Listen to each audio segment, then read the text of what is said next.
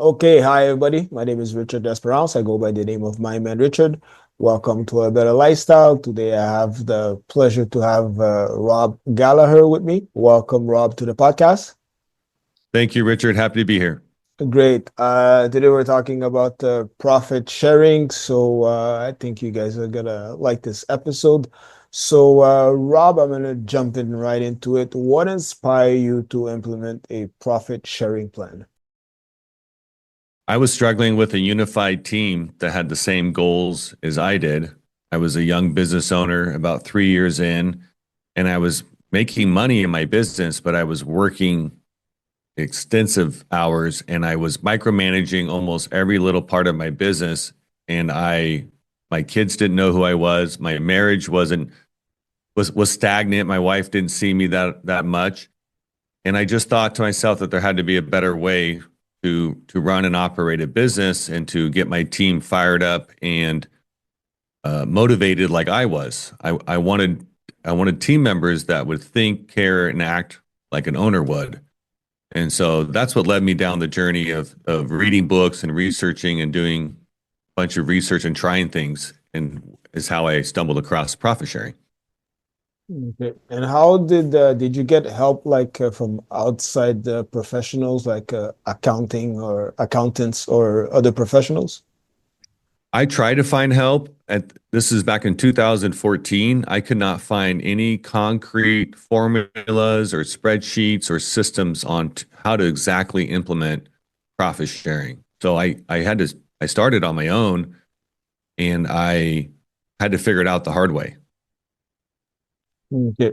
And what's how do you set up a plan structure? What's the plan? Well, what we teach is that you take there's three things that you need to do a profit sharing system. You need a business that makes money. Obviously, you need a leadership, you need a good leader, and you need accounting that's accurate. Usually, I see a lot of companies will fail in one or more, hopefully, only one of those areas where they have to improve. But once you have those three things working well, you start with your profit that you have. Let's say for average, your company makes $30,000 a month. You need to understand your accounting, and if you have any non P&L cash expenses that come out of your business. So you want to deduct those from your net profit. And then that's where we typically start our threshold. So, for example, if your company makes $30,000 a month and you have $5,000 a month in cash non P&L expenses that come out of your business, then we would start the threshold around $25,000 plus the cost of your profit sharing plan is where I would set it. And then you would communicate this with your team, lead your team, help your team make that goal. And when they do, you pay out your profit sharing.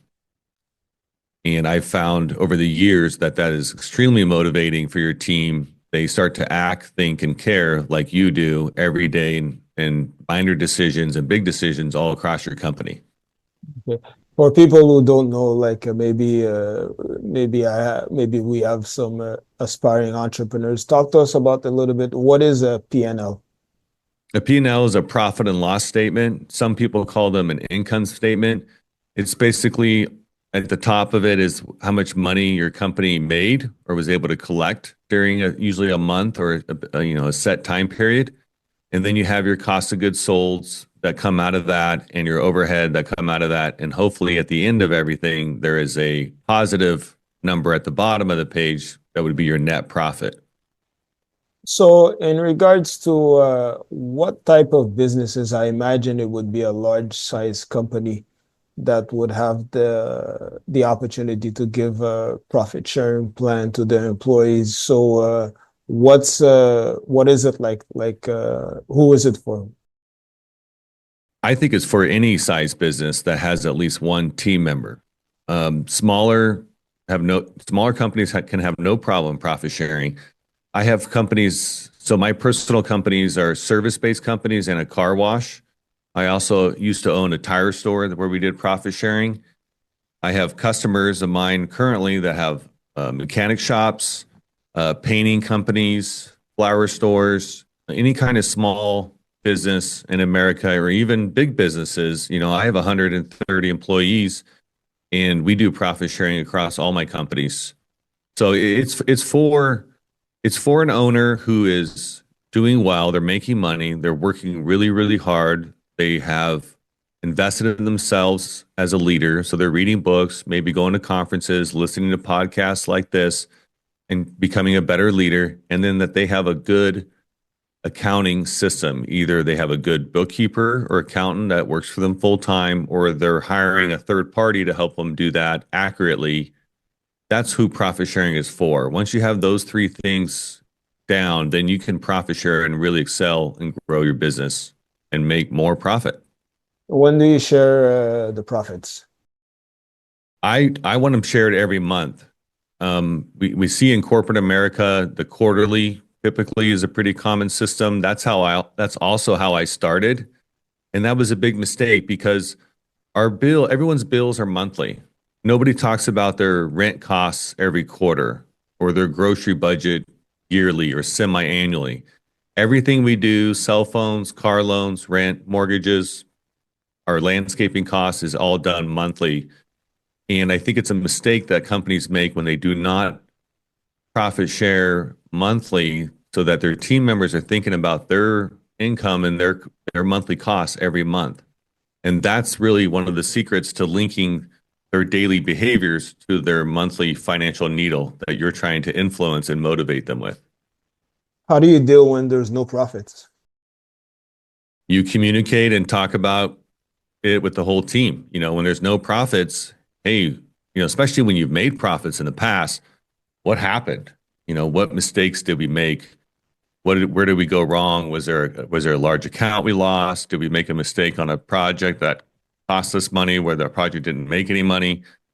And I talk about it with the whole team, and it creates communication, and everyone needs to understand what the mistake was so that we don't repeat it the next month, and that we can continue to make money and turn things around if they're not going well. How do you deal with transparency? This is a great question. This depends on different owners and what they feel comfortable with. And I can just tell people what I've done and what I've seen other people done is I share that, you have your financials, your P&L and your balance sheet of your company. There's a lot of, you have your AR and your AP. There's a lot of financial information that a business owner needs to understand. And your team members aren't always going to understand it, nor do they need to understand it to do their job well. For example, a construction superintendent doesn't not need to understand what a balance sheet is or how that affects taxes for the business owner. It's just not helpful to their job. I do think it's smart for a superintendent to understand a P&L statement and how that works with the company and how much revenue affects the cost of goods sold and overhead affects the revenue and how all these things tie together to make a profit. But I would educate, so I share it with my leaders, the ones that are making the decisions, the big, the general managers, the office manager, obviously my bookkeeper sees my financials. They help prepare them. They check them for accuracy. So those people see them, but not everybody in my company sees them. But to create transparency, it helps the team know that I'm not the only one seeing the financials and I'm not the only ones putting them together, and that there's a whole, handful of people that are involved in this process. So that would create some transparency and trust. Even if they're not seeing it personally, they know that there's 5 other people that are, and that are verifying it's true and accurate and working every day to improve them. So that is a good step. The other thing that I think it's important to mention is when you don't make it, or when you are making it consistently, to talk about percentages and talk about top line revenue, and people can put together a picture in their head. For example, let's say you normally bill out $800,000 a month, and that's enough income in the company to pay the overhead and pay the cost of goods sold to make a net profit. And then let's say one month you do $600,000 a month. And so you don't make enough money to cover your overhead to make a profit to share. I would bring the team in and we would talk about a 25% reduction in revenue. That's what we experienced last month, which is why we didn't make profit sharing, and that we have to look at our revenue numbers and see what happened there. How do we get them back up to where they were normal or even better in a growth mode? So when it comes to tax season, is that I imagine that it's add that profit sharing for the employee is add to the income. Yeah. Yep, that's correct. So we run our profit sharing, we run it through our payroll service. So it's already pre-tax for the team members. They don't have to worry about an additional tax burden at the end of the year. Their income is just going up like a normal W-2 employee. Okay. Is there a vesting period for the employee? Yes, there is. And this also depends on the owner. I don't teach anything solid that it has to be 1 year or 90 days. Um, it, the biggest thing that I lean on in my book about this question is that I feel team members should be added to the profit sharing program when they're actually adding to the profit.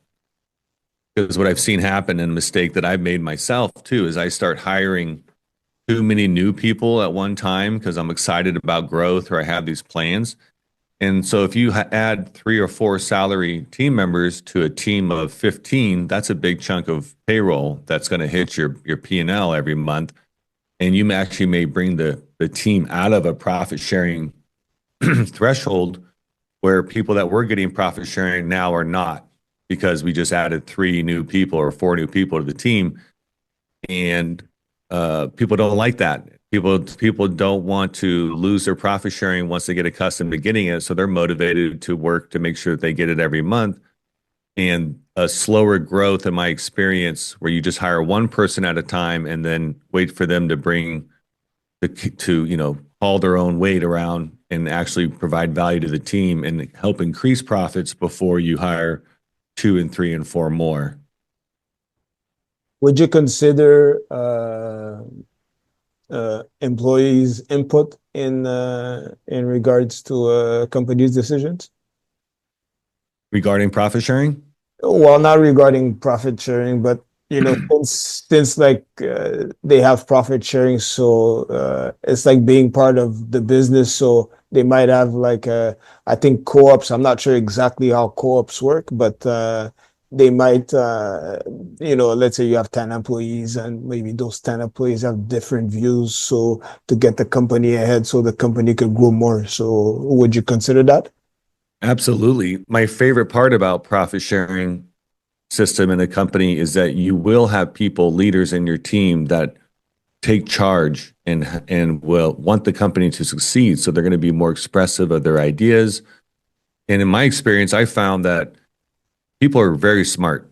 And when the company's success is tied to their success, they obviously want the company to succeed. And some great ideas have come out from this. When I set up profit sharing system 10 years ago, I did not do it by myself. I brought in some of my leaders and we sat around the table and I just said, I have this idea. I don't know how it looks or how it's going to work, but I need your guys' help to get it started. And engaging your team members into those decisions and asking for their input can be a very powerful leadership tool. And not just a leadership tool, but also a way to create buy-in for your ideas. And if they're part of it, they will help make it happen. And then when they leave that meeting and they go out into the rest of your office or the rest of your company, they're telling other people about it. They're excited about it. They have buy-in. They want this system to work. And so it gets the other people excited and bought into the idea. So absolutely, I'm a huge fan of listening to my people and what their thoughts are on making something better or just fixing problems that we currently have. Is everybody on the same playing field with in regards to the profit sharing? Because if you have other people that are performing better or you have bad employees, how do you deal with that? So first thing I want to say is that not every person is on profit sharing. We have a system that I write about in my book where we create a group of people called the DMs, and that stands for decision makers. So we're looking for the people that make decisions every day that affect profit or loss in a company. These people, are your superintendents, they're estimators, project managers, dispatchers, for examples. They could be your managers in opening and closing a store, maybe somebody that's making the orders for the inventory in your store, just those type people have a huge influence on making profit. And then, I'm sorry, Richard, what was your question again? I was saying, in regards if everybody's on the same playing field. Oh, right, right. So those are the people, the DMs are the people that I create that get the profit sharing. I have recently, in the last couple of years, played with different percentages of profit sharing for different positions within my company, and that I like that system. It rewards the top players, the general managers and your top producers in the company, and then the lower type positions, maybe like an entry level estimator or an entry level superintendent or salesperson would still get profit sharing, but not as much of a high percentage. How much does it cost to set up a profit sharing plan? That's a great question. It should not cost anything if you do it correctly. And I go through that in my course about how to do that to where a business owner is only paying out profit sharing when the company actually makes more money than they would have even before they had the profit sharing system. You mentioned one of the mistakes you made at the beginning. Are there any other mistakes that you made along the way? Another mistake I made was cutting profit sharing checks that were not sufficient enough. For example, we teach that profit sharing checks should start out at $1,000 minimum. And I started out in some cases sharing $300 or $250 profit sharing checks, and no one ever gave the check back, right? No one said, "Oh, no, thank you. I don't want this money." But it didn't affect them and change their thought process and their daily activities like we wanted it to. And I found that the dollar amount, if it starts with a four-digit number, $1,000, that's still a good amount of money that can affect their monthly financial needle. Depending on where you live, it could be your grocery budget for the whole month. It could be it could be half your rent, depending on where you live, or it could be a weekend getaway with the family. So it's a big enough dollar amount that's motivating and that it can change people's needles and make their life better. Correct me if I'm wrong. I think you have a book out in regards to that profit sharing. I do. It came out earliest this year. It's on Amazon, called Profit Sharing: The Power of Shared Success, written by Rob Gallaher, myself. I'd love you to go to Amazon and check it out. It's on there for I think $10. It's kind of tells my story and all the things I've learned about profit sharing. And I wish that book was out 10 years ago that I could have read and would have helped me save me a lot of money and time. So, what are the some main stuff that you touch in the book?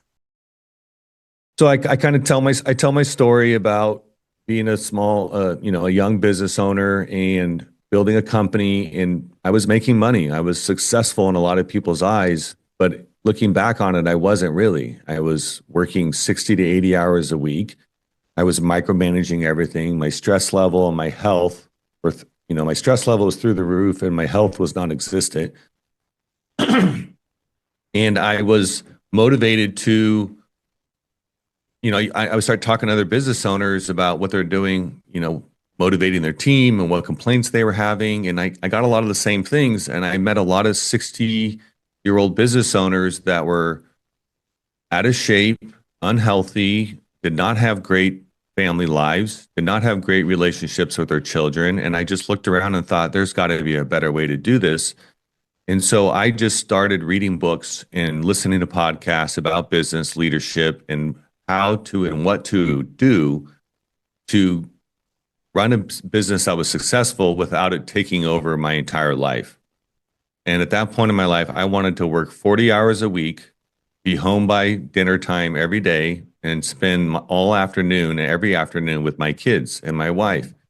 And I didn't want to work every weekend anymore, which I was doing for months and actually years on end, working every weekend. And so I was extremely motivated to figure this out. And I stumbled across this idea of profit sharing, and I could not find anything concrete that would help me set it up. So I had to figure it out on my own. And that's what I did. It took me about 3 years before I felt like we started doing it correctly. And in the book, I go through all those lessons, and there's 10 rules that I put together for a profit sharing program, and the three things that you need to do it, and I help people guide them on what they need to do to set it up right. What are some positive things that came out of implementing a profit sharing plan? My leaders, my team members will make decisions every day that save the company money or increase revenue without my input. You know, there's a story that I tell. I have a car wash, and we mow the lawn every week over there.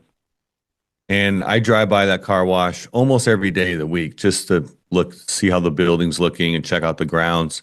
I don't necessarily always stop in and talk to the manager, but I drive by quite frequently. And I noticed that the lawn wasn't mowed for about 2 weeks. And then I drove by a couple of days later and it was mowed. And so the next time I was there, I was asking the manager, "Hey, how come we didn't mow the lawn for a couple of weeks?"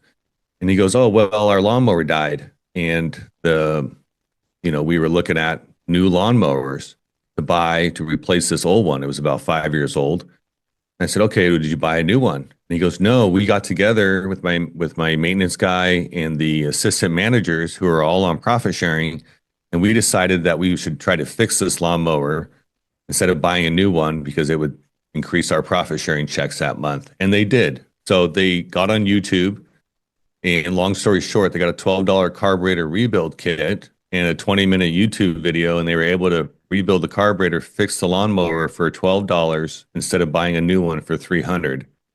And so I see little stories like that all across my companies of people making decisions to save money and to increase revenue because their paychecks, their bonus at the end of their profit sharing check at the end of every month goes up and up and up when they do that. What advice would you have for someone who wants to establish that?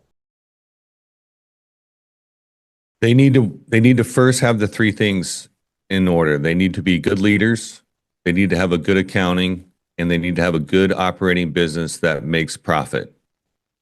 Once you have those three things, you need to study the 10 rules and draw up, and I walk you through how to draw up your profit sharing program. We also have a course coming out in the middle of the summer, end of July, beginning of August, that will go through exactly and help business owners how to set up a profit sharing system properly. Where can people learn more about you and follow you? I'm on Facebook, Rob Gallaher. I'm also on Instagram and LinkedIn right now. We'll put down the links to that below, and I'll have the links to our ProfitX website up where you can join our newsletter and get the latest and greatest updates on when the course will be out and any other offerings and groups that you can join with other business owners that are doing profit sharing. So you're not alone. And if you have questions, there'll be plenty of business owners that are doing this and myself there answering them.